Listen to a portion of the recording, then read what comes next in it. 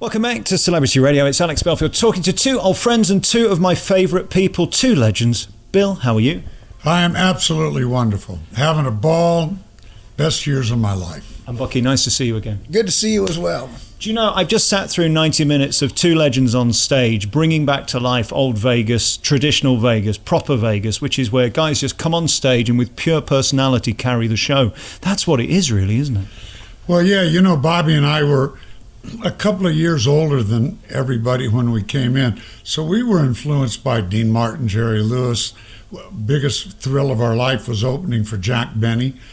And so we just, we had that in our blood. I mean, we sang rhythm and blues, but we had that entertainment thing in our blood, and we loved doing it. And the audience loves it. You know, they want to experience you instead of the show. I was just going to say it's an experience. It's not just out there singing songs, even though, you know, Bill and Bobby always had the hits. But when we try to do that when we're on stage is make the audience, it's like almost want it to feel like you're sitting in someone's living room instead of a theater. Yeah. So it has that warm, welcoming feeling, and they can respond, and we can have a good time. And it's magical when it happens like that. And that voice of Bill Medley, we get to hear it, and it comes through almost immediately, and it's like putting on an old blanket that you love. I mean, you do realise you've been with us our entire lives. Well, you know, God bless you for saying that. Love and Feeling was in 65. Loopy Lewin's, the earlier stuff, 63, 4. And I tell people, they say, man, you sound exactly like you did back in the 60s. I said, because I sounded like I was 75 when I was 25. so it's not a stretch. But now God's been good to me. God, because I lost my voice once. And they said, you'll never sing again. Two biggest throat doctors. And God sent me Jack Coleman. My high school choir teacher was doing lessons. Saved my voice. I'm singing better now and having more fun now than I've ever had in my life. And this guy makes it fun. Thank you, brother. Of course, you pay tribute to the Righteous Brothers through the show, and you do that beautiful number, Unchained Melody, which, of course, we all love, and is probably the most re-recorded song in history because it's the best, right? Well, see, you know, it's so funny because I think some contract writers wrote it for this movie. They probably wrote it in a half an hour, literally. And this song, I mean, and that was in 55. They wrote it for a movie called... All places, thank you. They wrote it for... We'll see you later. We're on. They wrote it for a movie called Unchained, and then Roy Hamilton and Al Hibbler recorded it. We got a hold of it, the Bing and Boy, and then YouTube recorded it. Everybody's... Neil Diamond. Elvis. And Elvis. Everybody's recorded it, and it's just one of those songs, simple, right to the point songs. So just blessed. Bobby and I were blessed to get a hold of some really wonderful songs. Replacing a legend is never easy, and you set it up so beautifully in this show. This isn't an impersonation. It's not even a tribute. It's just you bringing these songs back to life and doing this wonderful synergy of two voices that are completely different. It's extraordinary. Yeah, it's the whole experience for me. You know, I played these records like I know you did. In my room growing up, my mom bought me Righteous Brothers and Elvis and Chuck Berry, and I'm kind of an old soul when it comes to music. I mean, I grew up listening to that, and I played literally, I talk about it in the show, I played Rock and Roll Heaven, the 45, over and over and over and over again. And now to have the honor of being on stage, it's just surreal, you know. And Bobby Hatfield was one of my favorite singers ever holding. I think he has one of the most beautiful voices to ever hold a microphone. And I just hope he's looking down and smiling and happy about it. Because like Bill said, we're having so much fun up there. I'm so honored. It's just on every level. It's just absolutely mind-blowing. It's the best way I can put it. And what's also mind-blowing is I've sat in empty theatres for the last 4 weeks reviewing over 60 shows, and this is Vegas now, that some shows work and some shows don't. Tonight you were packed, and you repay that dedication of your audience with an amazing show, a huge band, which doesn't come cheap, but you do it properly. The sound's perfect. These are so important, these things. Yeah, you know, and some people, they just don't think about it enough, and And when Bucky and I put this back together, Bobby and I started with this kind of a band, exactly like that. I said, we need to do it right, or we can't do it. If we're not going to go out there, sound great, have a lot of fun, and we do have a lot of fun. We joke around a lot, but when we hit those serious songs, we stay serious. We hit them, and we stay emotionally real honest. And but thanks. Our band is phenomenal. The whole thing is we would do it for nothing. I do it for nothing. What are you talking about?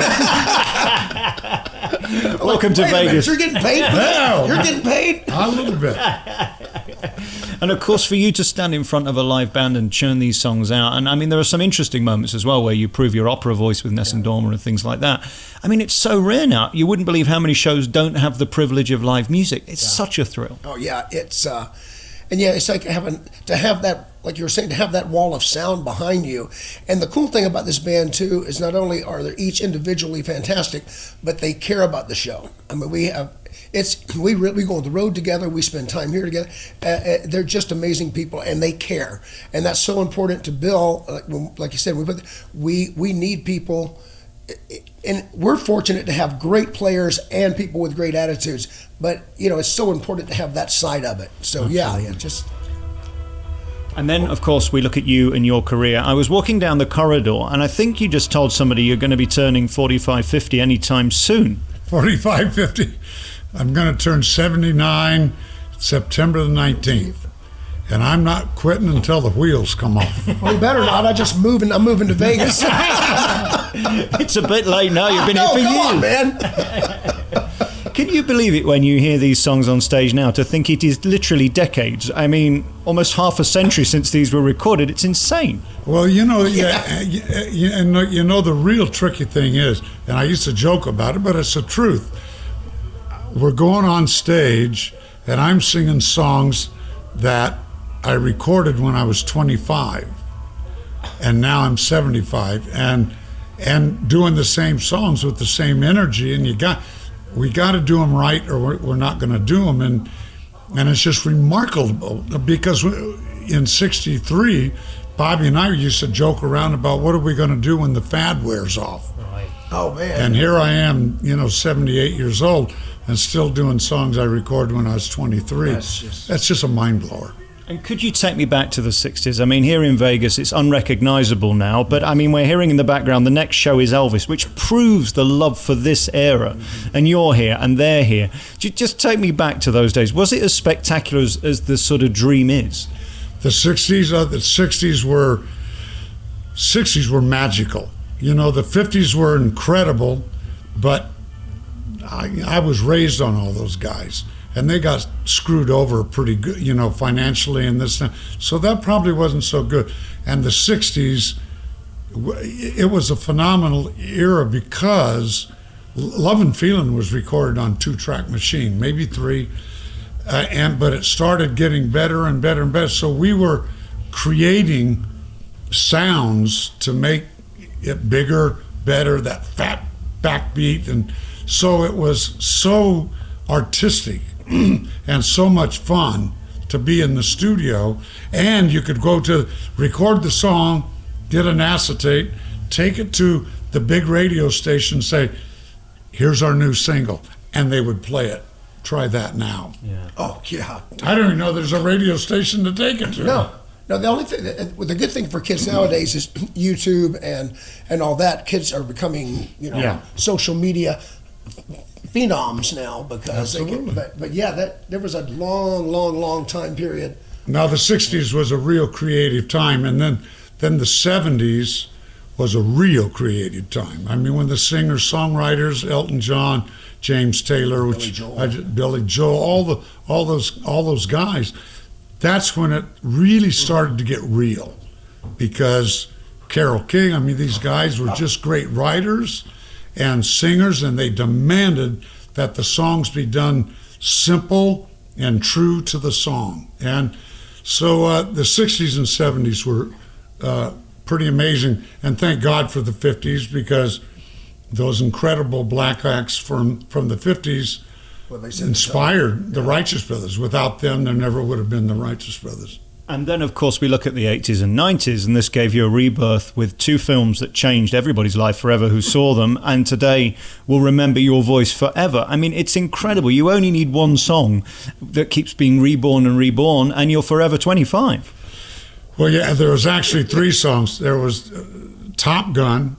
Then the next year I've Had the Time of My Life, Dirty Dan. Then the next year it was Unchained Melody.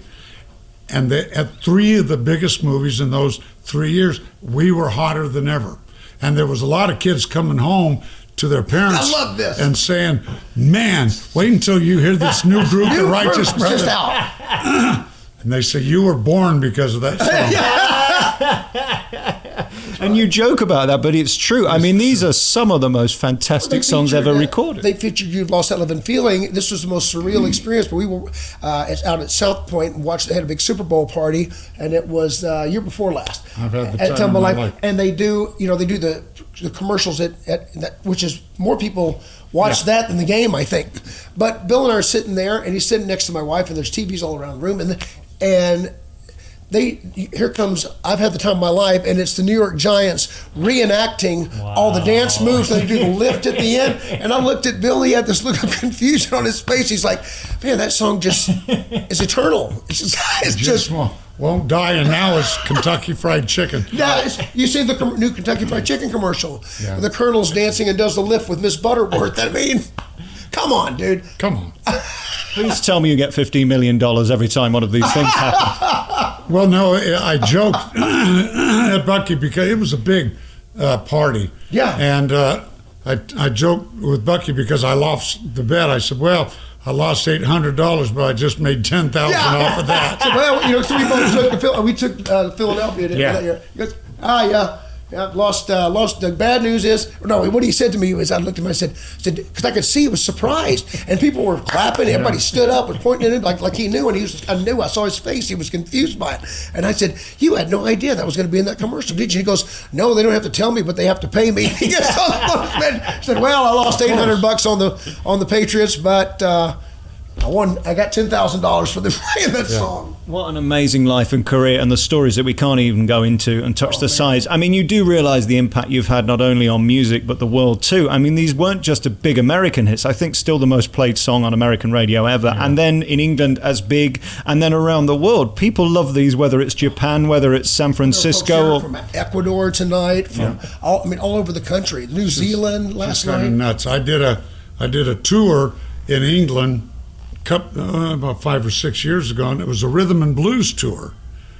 Everybody was black. I was the main attraction. I was the only white guy on the show. He's the token one. And I only had to do 3 songs, and all I would have to do is, now I've had, and the whole audience would sing the whole song. I didn't even have to sing.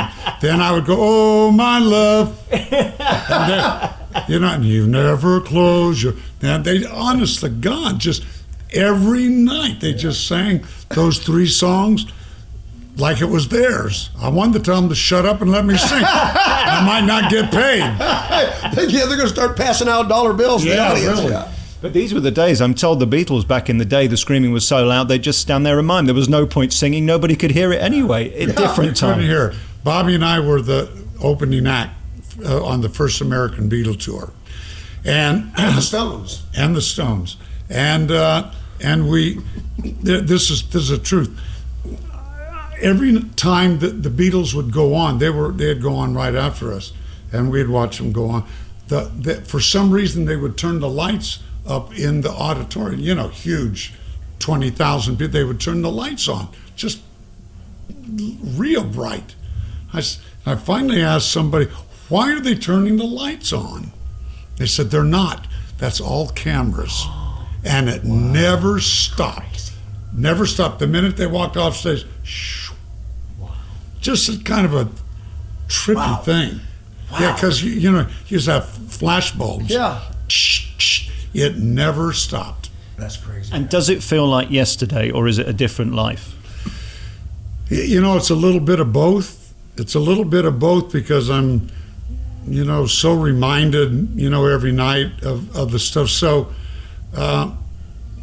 it just, like I say a million times, every time we go on stage, I truly feel like I'm 25 years old, honest to God. And the audience feels that. And you can feel, I sometimes say, close the doors, lock the doors, we're all 25 and we're not leaving. Time machine. And you start those songs and they'll start hugging each other and this and that. And you're 25 years old, only because of the audience. If they didn't react, I would be 78. Yeah. Incredible. And as you turn 80 soon, there's no sign of you stopping. You look as fresh today as you ever did. You look in incredible shape. How do you manage it? Can I answer? In-N-Out hamburgers. That's what I was going to say. That's his favorite, man. And this is, can I tell you what's in the rider? Is that okay? Sure. Okay. I'm going to tell it anyway. But a lot of celebrities and stuff that come into theaters on the road, particularly, they have, steak dinner and their rider, and they got to have this and particular things. Every venue said, he wants a pack of bologna, raw onions, white bread, the cheaper the better, and mustard. And we have a bottle of Sauvignon Blanc to go with a bologna sandwich. Wow. Isn't onions a risk before a performance? I eat after. Oh, always after. No, he would shoot me if I... No, you better go on stage and breathe those down on me. Those Paul backing singers. I know, man. What is the people on the front row? What the hell? What are they doing this for? Why are they waving at me? Oh, yeah, the whole backstage smells like onion.